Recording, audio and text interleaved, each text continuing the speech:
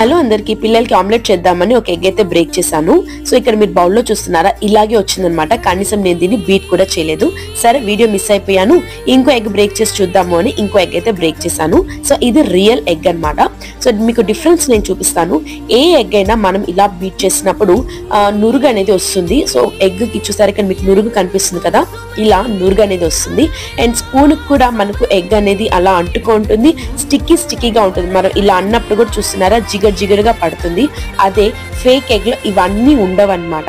So ఏదైతే మీకు నేను ఫస్ట్ చూపించానో అది ఫేక్ ఎగ్. మీకు కలర్స్ కూడా మీకు డిఫరెన్స్ తెలిసిపోతుంది. అది చూసారా, కలర్ చూసారా, ప్యూర్ ఎల్లో కలర్, ఏదో కలర్ వేసినట్టు.